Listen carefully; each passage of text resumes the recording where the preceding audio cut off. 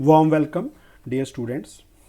काफ़ी देर से ना कुछ बच्चों का रिक्वेस्ट था कि लॉज ऑफ मोशन में रिलेटिव मोशन का क्वेश्चन अलॉन्ग विथ फ्रिक्शन वो डिस्कस किया जाए कि उन सिचुएशन को कैसे हैंडल करना है। तो क्वेश्चन एनसीईआरटी से है।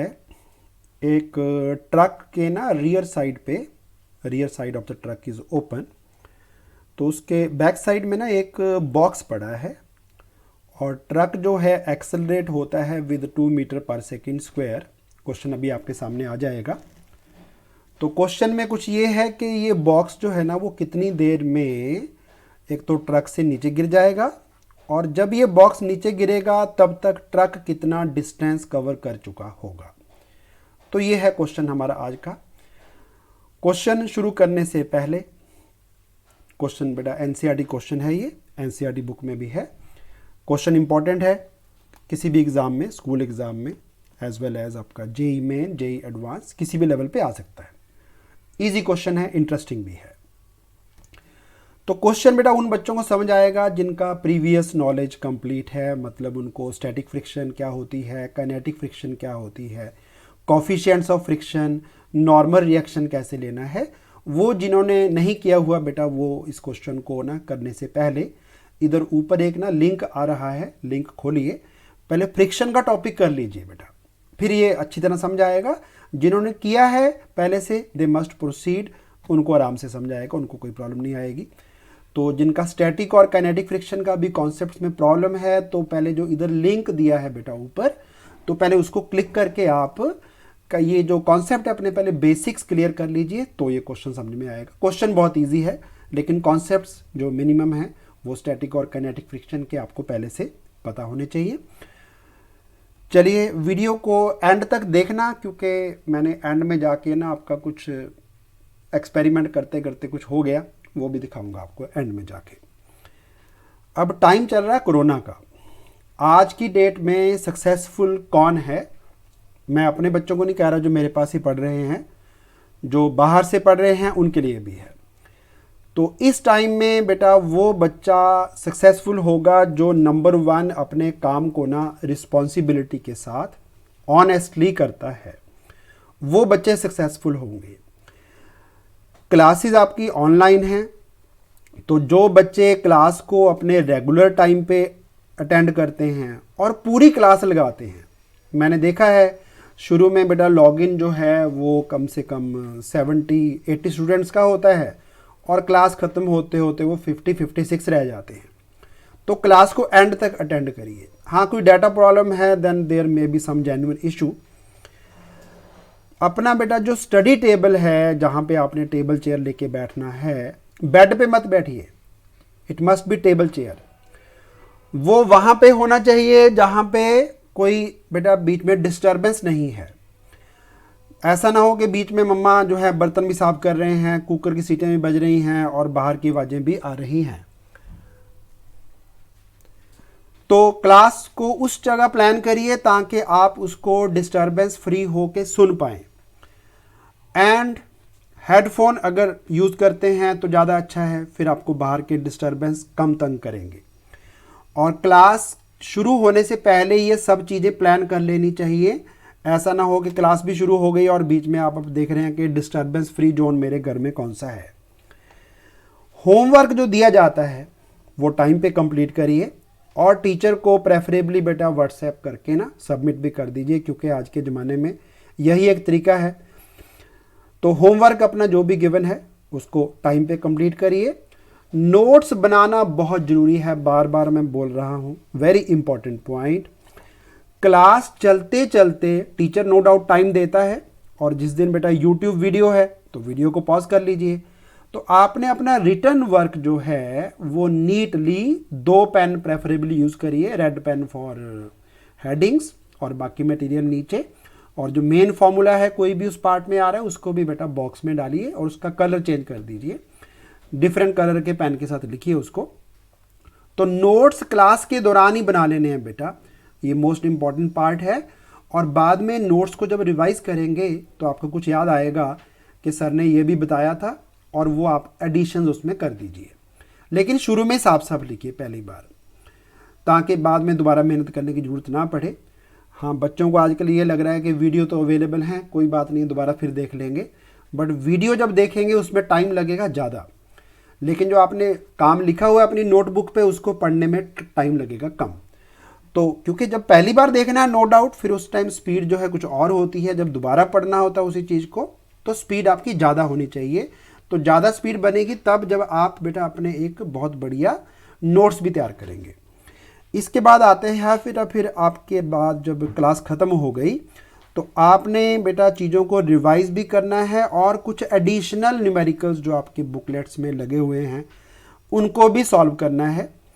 न्यूमेरिकल सॉल्व करने से ही आपकी न्यूमेरिकल वाली स्किल इम्प्रूव होगी। ऐसा मत सोचिए कि 3 इडियट देख के आए, मज़ा लिया और घर आके सो गए। मूवी नहीं है, स्टडीज़ का बेटा काम है। तो आप वेरी इंपॉर्टेंट घर पे फिर से दोबारा उनको जो न्यूमेरिकल हो गए उनको भी प्रैक्टिस करिए और नए न्यूमेरिकल सॉल्व करिए। इसके बाद आता है फिर टेस्टिंग। टेस्ट बेटा वैसे तो 80% बच्चे आप में से दे ही रहे हैं, बट कुछ बच्चे जो हैं वो सोचते हैं कि चलो सर को आज मैसेज डाल देते हैं कि आज मेरी तबीयत नहीं है, फीवर है, हेडेक है, या फिर घर में बेटा वाइट वॉश चल रहा है, कुछ भी, so many excuses are there. हाँ, जो बच्चा कोई मैंने ऐसा भी देखा है जिसका जेन्युइन एक्सक्यूज़ होता है वो अगले दिन टेस्ट को फिर सबमिट कर देता है कि चलो आज दे देते हैं, कोई बात नहीं है, बट टेस्ट दीजिए। टेस्ट नहीं दिया बेटा आपको अपने ना डार्क पॉइंट्स, अपने जो वीक एरियाज़ हैं, ग्रे एरियाज़, वो नहीं पता चल पाएंगे। ताकि आपको ये पता चल जाए टेस्ट देने के बाद, टेस्ट दिया 2 क्वेश्चन नहीं हुए आपसे तो आपको क्लियर हो जाएगा कि मेरा ये वाला प्रॉब्लम वाला एरिया है, ये मुझे दोबारा पढ़ना है, या अभी भी समझ नहीं आया तो सर को फिर से मैंने कंसल्ट करना है।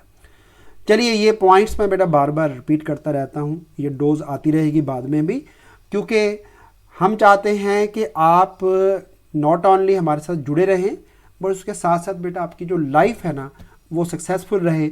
आप हमें बाद में भी याद करें कि 100% से पढ़ा था, मज़ा आ गया। तो मज़ा पूरा आएगा अगर ये सारे पॉइंट्स बेटा आप साथ साथ में फॉलो करेंगे। होप कि सभी बच्चे जो हैं वो अगर टीचर को बेटा ड्यू रिस्पेक्ट दे रहे हैं, अपने फ्यूचर के बारे में वरीड हैं, पेरेंट्स ने जो आपके ऊपर बेटा विश्वास किया है, खर्चा किया सारा कुछ, उसकी लाज रखनी है अगर, तो ये सारे पॉइंट हमें फॉलो करने हैं। अपने अंदर से बेटा आता है फीलिंग कि मुझे करना है, फिर सब कुछ हो जाता है। दुनिया में इम्पॉसिबल कुछ भी नहीं है। तो जो बच्चे डिटर्मिन्ड हैं और अपना जो सो कॉल्ड प्रोटोकॉल फॉलो करते हैं वो 100% they would be the winners, ये मेरी गारंटी है। चलिए, अब क्वेश्चन बेटा हमने शुरू करना है। एक फ्रिक्शन का टॉपिक था, उस पे बेस्ड क्वेश्चन है। तो फ्रिक्शन के मैं 3 इंपॉर्टेंट पहले पॉइंट्स आपको फिर से रिपीट करा दूं। पहला है, फ्रिक्शन ने रिलेटिव मोशन को अपोज करना है। एक सरफेस पे दूसरा सरफेस स्लाइड होने की कोशिश करता है या हो रहा होता है, फ्रिक्शन उस रिलेटिव मोशन को अपोज करता है। सेकेंडली, फ्रिक्शन हमेशा पेयर में लगेगा। जैसा कि मैंने पहले भी कई बार बताया कि अगर एक सरफेस है, मान लीजिए एक टेबल है और टेबल पे एक ब्लॉक जो है ना वो स्लाइड कर रहा था राइट हैंड साइड को, इधर को उसका मोशन था, वेलोसिटी इधर को थी। तो अगर हम देखें कि ब्लॉक जो है वो राइट हैंड साइड को जा रहा है, इसका मतलब है इस पे फ्रिक्शन लगेगी लेफ्ट हैंड साइड को। लेकिन अगर ब्लॉक पे एक बंदा बिठा दें, उसको पूछें कि भाई तू बता तेरे को टेबल कैसे दिख रहा है, वो कहेगा कि मुझे यूं लग रहा है कि टेबल ना पीछे को जा रहा है। जैसे आपने बस की खिड़की में से कई बार देखा होगा नीचे की तरफ, हमें लगता है सड़क पीछे को जा रही है। तो इस बॉक्स के with respect to table is going backwards, तो टेबल पे फोर्स ऑफ फ्रिक्शन लगेगा बेटा फॉरवर्ड, लेकिन लगेगा same. As told, no force in the nature is single, they are always in pairs. और एक्शन रिएक्शन वाला जो कॉन्सेप्ट है वो अप्लाई होगा। तो जितना फोर्स इस बॉक्स पे है बैकवर्ड्स, उतना ही फोर्स टेबल पे भी लगता है बेटा फॉरवर्ड। चलिए, एंड लास्ट पॉइंट, हमें ये मत सोचना कभी भी कि फ्रिक्शन हमेशा मोशन को अपोज ही करती है। It can help motion also. जैसा कि आज वाले केस में हम करेंगे। ये मोशन को हेल्प भी कर सकती है। मोशन, एक ऑब्जेक्ट जो रेस्ट में था उस ऑब्जेक्ट को फ्रिक्शन जो है मोशन में ला सकती है। ऐसा नहीं है कि हमेशा मोशन को अपोज ही करती है। चलिए, तो आज का कॉन्सेप्ट जो है उसमें ये बेटा यूज़ होगा कि फ्रिक्शन जो है वो मोशन में हेल्प भी करता है। तो अब क्वेश्चन जो है, मैं पहले एक बार क्वेश्चन आपको दिखा देता हूँ। क्वेश्चन है कि एक ट्रक है, रोड पे एक ट्रक है और ट्रक का जो रियर साइड है वो पीछे से ओपन है। ट्रक का रियर साइड इज ओपन।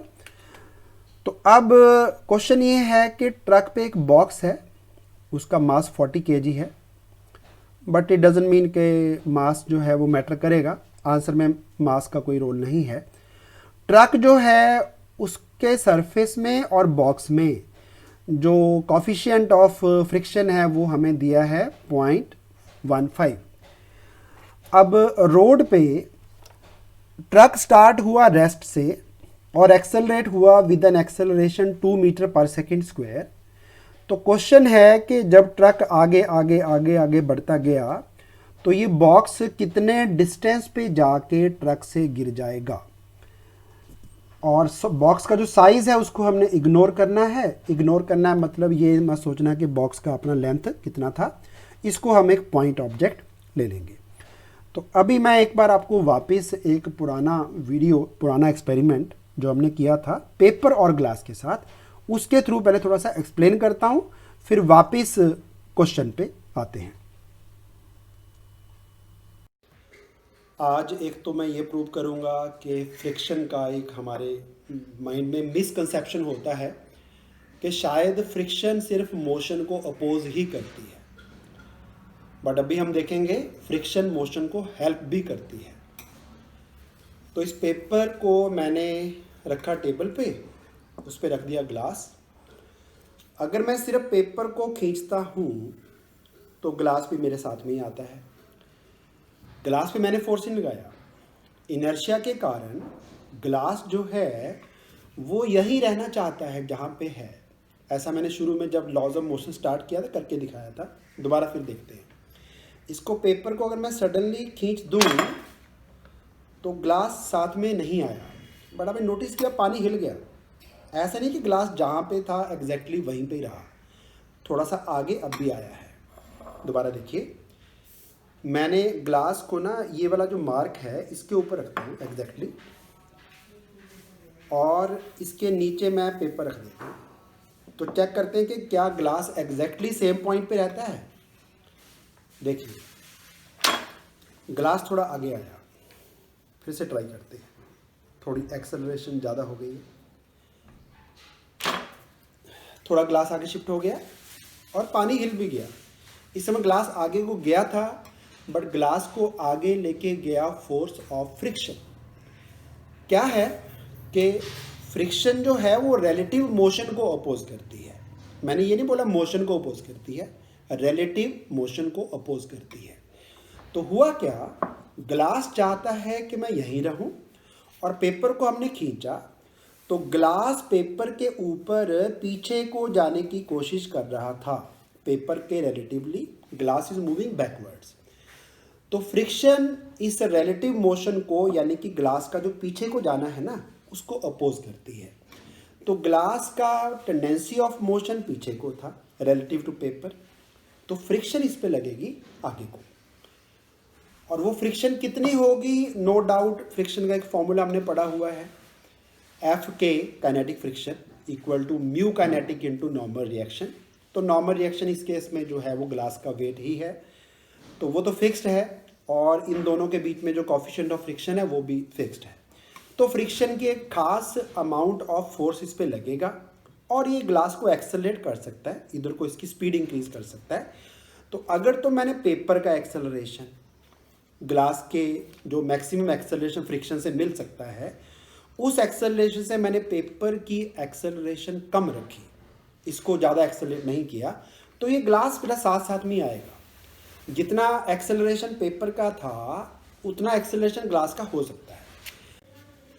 तो अगर ग्लास का एक्सेलरेशन जो फ्रिक्शन से मिलना है, पेपर मैं इधर खींचूंगा ग्लास पीछे को जाने की कोशिश करेगा, फ्रिक्शन उसको अपोज करेगी, इस पे फ्रिक्शन लगेगी आगे को, लेकिन फ्रिक्शन इसको जितना एक्सेलरेशन दे पाएगी मैक्सिमम, अगर उससे ज़्यादा एक्सेलरेशन पेपर का हो गया तो ग्लास पीछे रह जाएगा और पेपर स्लिप होके इसके नीचे से बाहर निकल आएगा।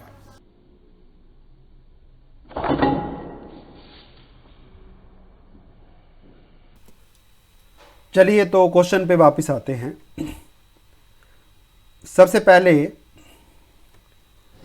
ट्रक जिसका रियर साइड ओपन था उस पर एक बॉक्स प्लेस किया गया,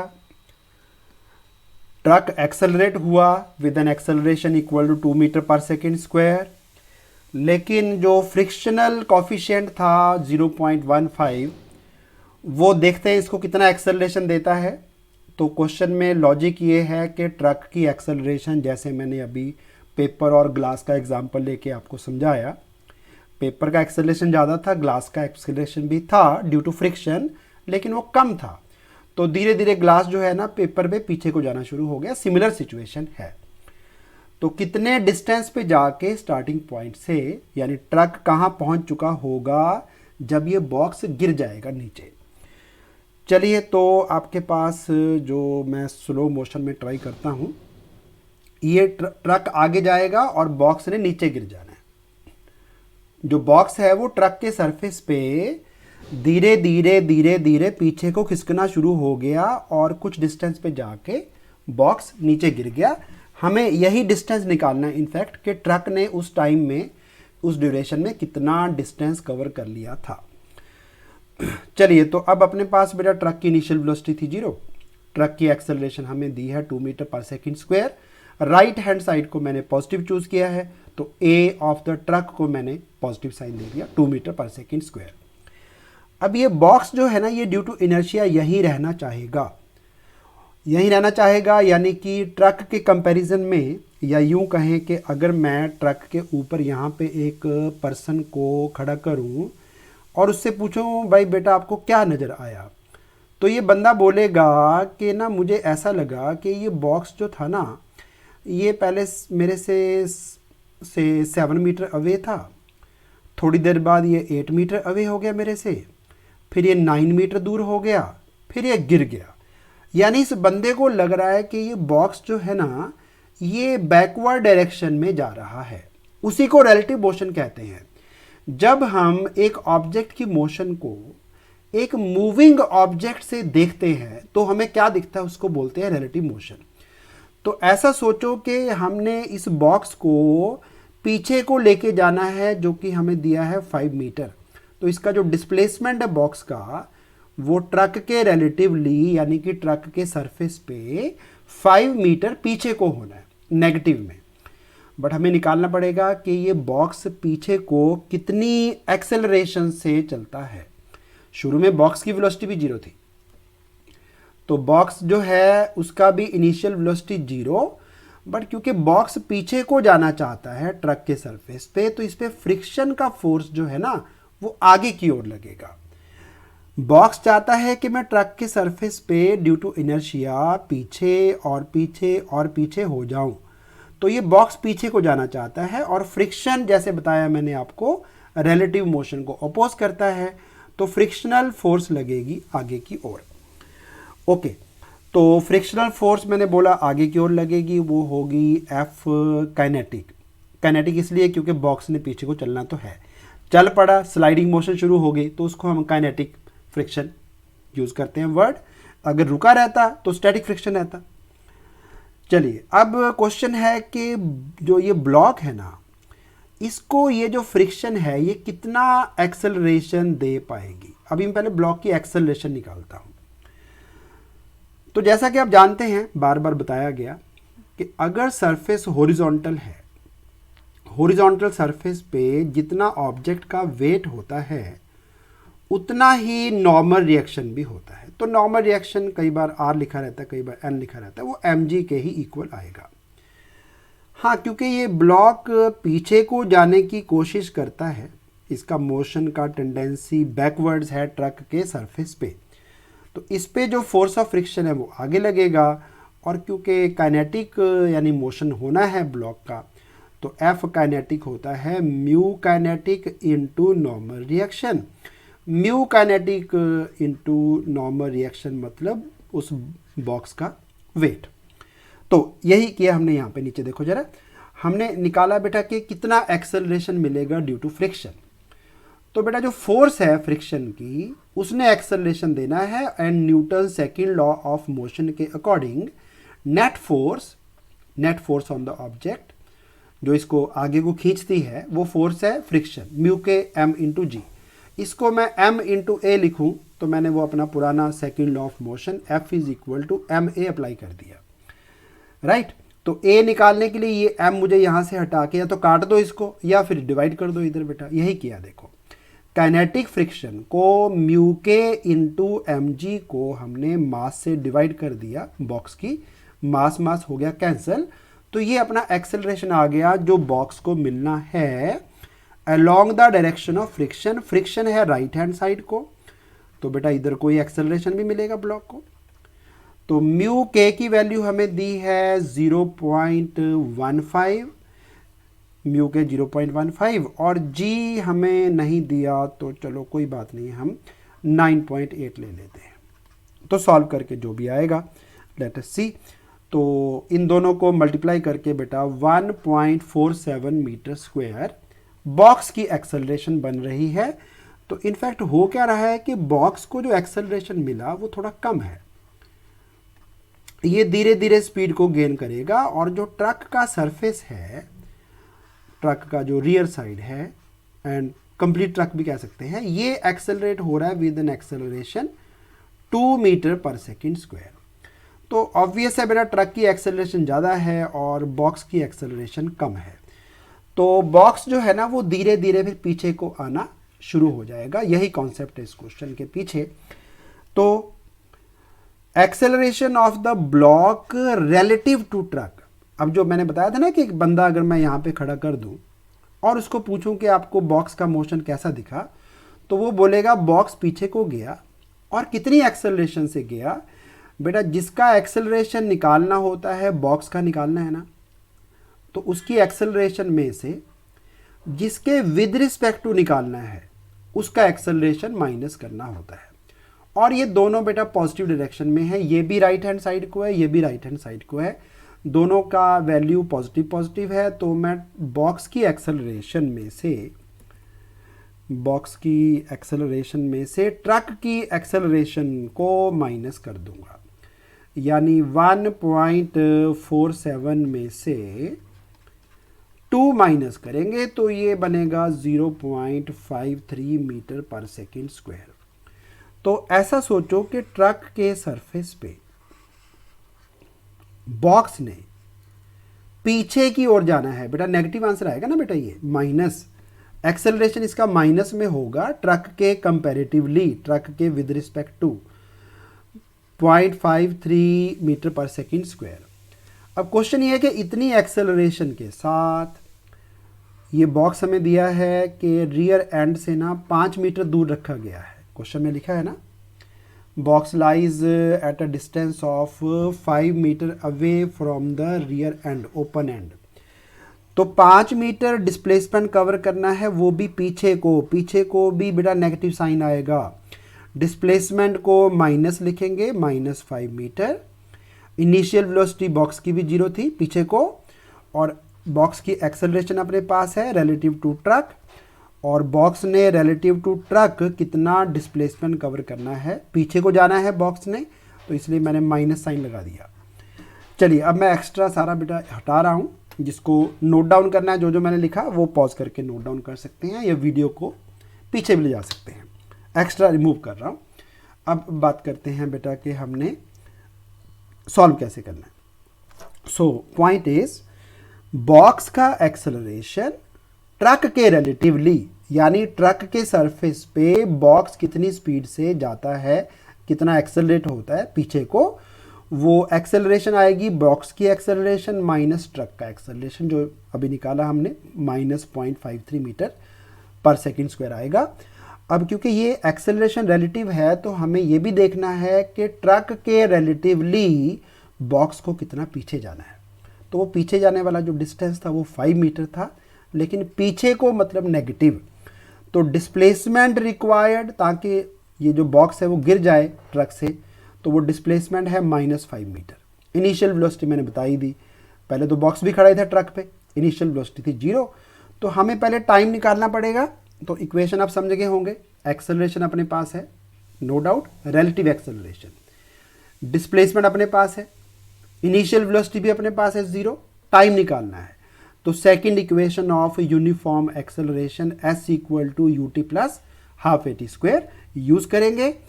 तो बेटा S को पुट किया हमने -5, इनिशियल वेलोसिटी को 0, half acceleration relative into time square. तो यहाँ से टाइम का स्क्वायर निकल आएगा। तो 2 गया ऊपर और 0.53 से डिवाइड कर दिया, माइनस माइनस हो गया कैंसिल, और 0.53 का पॉइंट हटाएंगे तो 2 0 ऊपर और आ जाएंगे। दोबारा देख लो, 5 ये तो हट गया बेटा, इसको छोड़ो परे, माइनस माइनस कैंसिल, 5 × 2 10, ये नीचे जाएगा, ऊपर 10 था, पॉइंट हटाएंगे 2 0 और लग जाएंगे, ये t का स्क्वायर है। बाकी इसका रूट आपको निकालने का फ़ायदा नहीं है, बताता हूँ, मैंने वैसे लिख दिया है, लेकिन हमें ना बाद में t² की ज़रूरत पड़ने वाली है, तो हम इसको t² को यूज़ करेंगे, क्योंकि हमारा क्वेश्चन ध्यान से पढ़िए क्या था। At what distance from the starting point, starting point से कितना दूर जाके बॉक्स नीचे गिर जाएगा, क्वेश्चन अपना ये है। तो हमें एक्चुअली ये निकालना कि ट्रक ने कितना डिस्टेंस कवर कर दिया, ट्रक का डिस्प्लेसमेंट कितना है। तो ट्रक की इनिशियल वेलोसिटी पता है हमें, ट्रक की एक्सेलरेशन पता है, टाइम हम निकाल चुके हैं कि इतने टाइम बाद गिरेगा। तो बेटा ट्रक का डिस्प्लेसमेंट निकाल लेते हैं। जब u 0 हो इनिशियल वेलोसिटी, तो फर्स्ट टर्म तो 0 आ जाती है बेटा, S = ut plus half AT² में। तो ट्रक ने कितना डिस्प्लेसमेंट कवर किया, that is the final answer.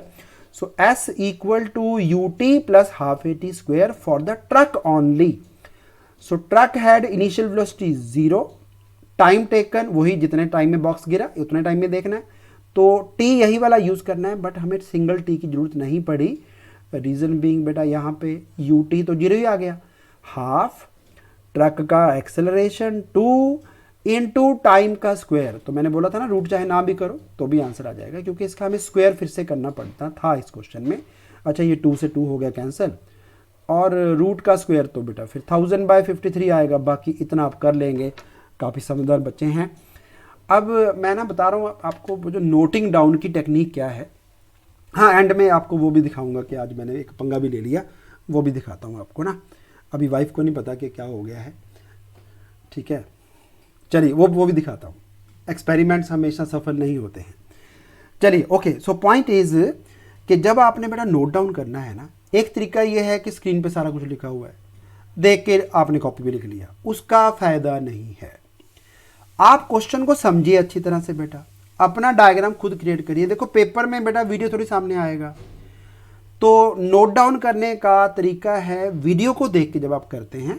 Note down class में तो मैं टाइम देता हूँ कि लिख लो भाई, जब वीडियो से आपने नोट डाउन करना है तो आपने क्या करना, सारा कुछ समझो, हर लाइन को देखो क्या क्या किया है।